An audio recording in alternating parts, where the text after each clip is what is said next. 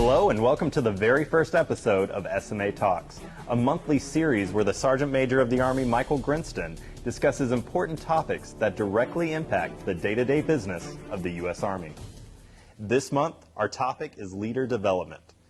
In FM 6-22, the Army defines leader development as the deliberate, continuous, sequential, and progressive process founded in Army values that grows soldiers and Army civilians into competent and confident leaders capable of decisive action.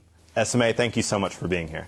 Yeah, thanks for having me. And I'm really excited about this series, of SMA Talks. This just really gives me an opportunity to kind of flatten the organization. You can hear what's going on at the Department of the Army and what's going on in our Army that, I get a chance to see as I travel throughout the Army. So I'm really excited about this series.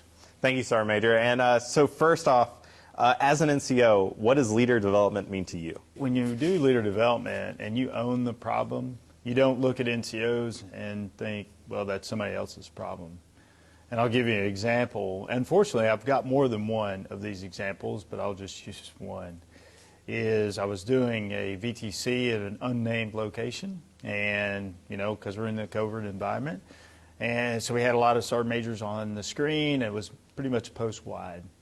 And a battalion sergeant major said, well, Sergeant Major, our NCOs in the professional military education, they don't understand on how to be NCOs, and he kept complaining about his NCOs. And unfortunately for him, right in front of everyone, I just stopped and I said, well, Sergeant Major, that's your fault. It's kind of harsh. Yeah. But unfortunately, that's kind of how I feel about leader development. It's our responsibility to take ownership. If I'm a first sergeant, I'm a battalion sergeant major, or if I'm a brigade sergeant major, and I'm talking about the NCOs in my organization on how they're not either performing their job or how they're doing, I look internally, I look at myself and say, I haven't done my leader development. What am I going to do to make this situation better? And I think that's what it means to do leader development. And you mentioned first sergeants and battalion command sergeant majors. What are their roles as far as defining leader development and working with their junior NCOs? I think it's been pretty simple. I've used the model 2 levels down my entire career. So if you're a first sergeant, platoon sergeants, staff sergeants, you kind of own that. If you're a battalion sergeant major, you should be doing leader development, first sergeant and platoon sergeants. Platoon sergeants, you own that as a battalion sergeant major. So that's how you can see, if you're talking poorly about the NCOs in your organization, you did your leader development and you instilled this pride in your organization about what right looks like, and here's the standards and discipline in your organization as a battalion sergeant major to your platoon sergeants, and they get it and they understand it, then all the NCOs are good. And then the first sergeant gets that, and then he teaches it, and it makes sure that the staff sergeants get it.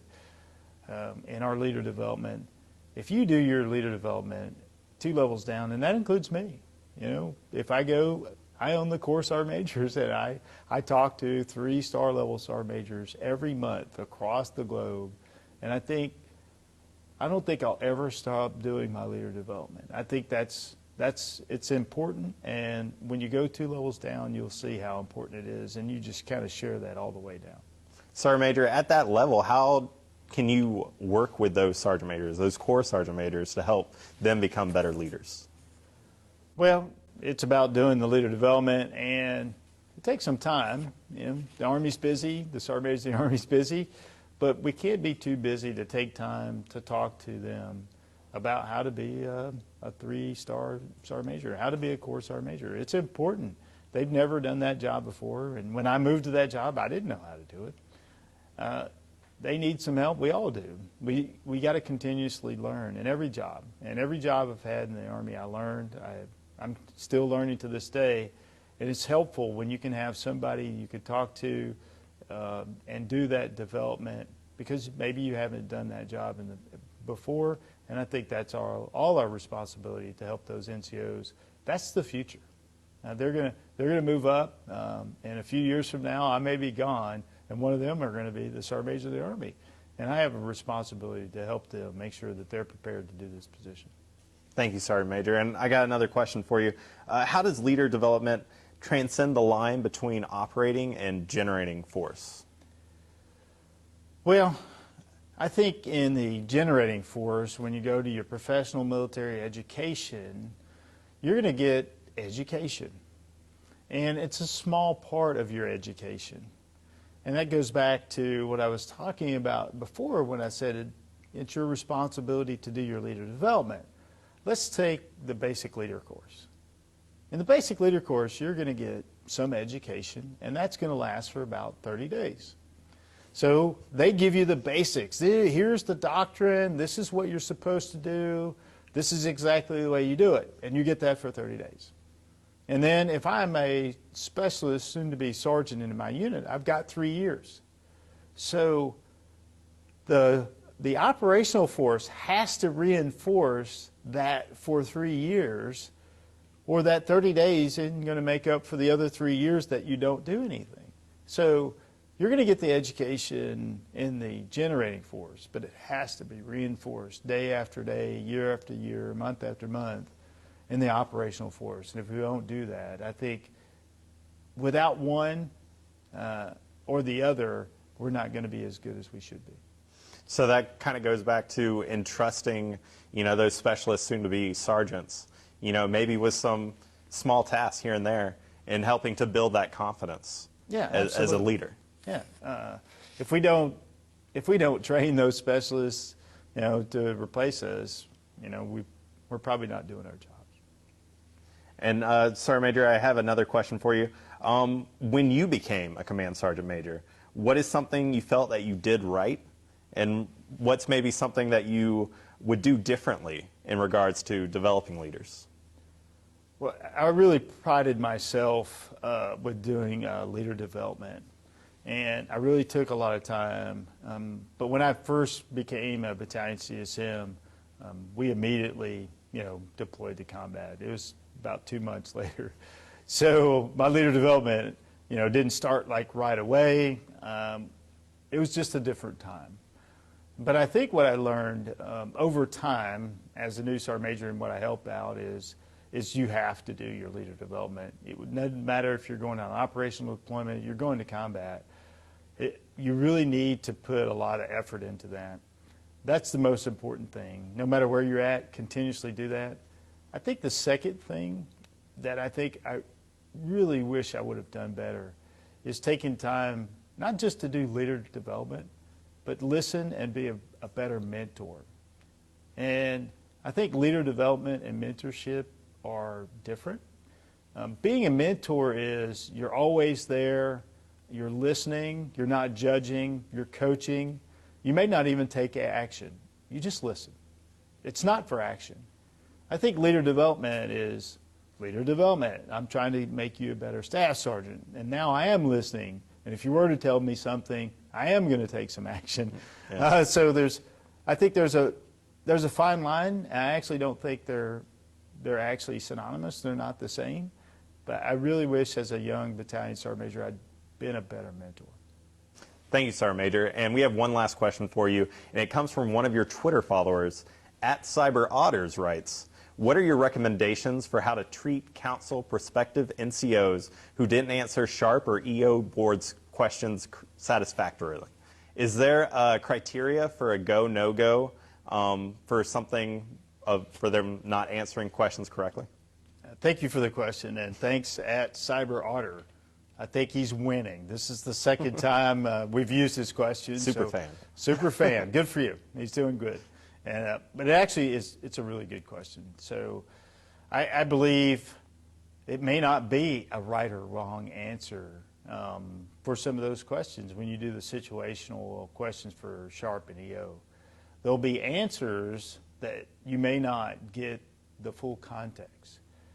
So that's why it's so important to have a situational question, and we have a battalion sergeant major and a first sergeant in the room asking those questions. So a lot of times, and I remember you get to the board and you go in and you've answered the questions, you walk out and people go, well, how'd you do? And you go, I don't know. And then later you're either promotable or not. And it's like, man, I'm promotable and I feel good about it.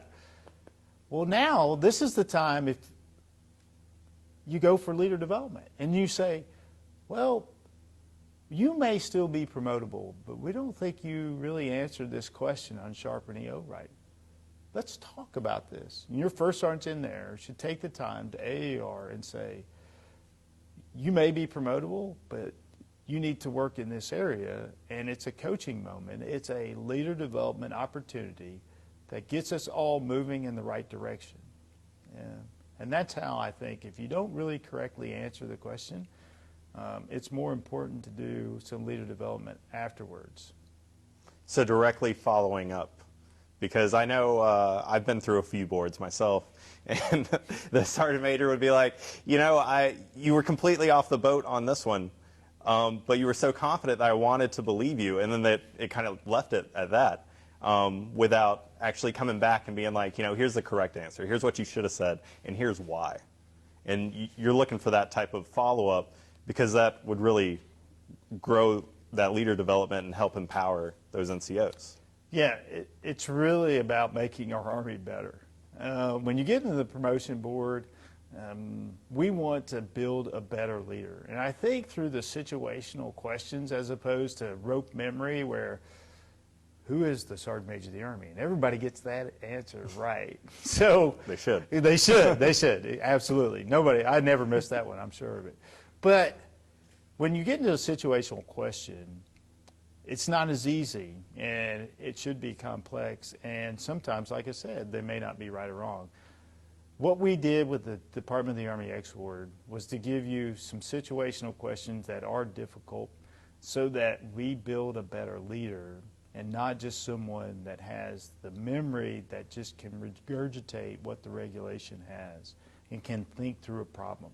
This is about having a thinking and developing NCO Corps that we've always had, and can they deal with the difficult subjects that we're dealing with right now, and if we don't get the right answers, we coach them through it, so when they walk out, they fully understand what the battalion sergeant major and the first sergeants, where they want them to go, they understand the direction, and they do their leader development after that, and I think this is about making a better Army.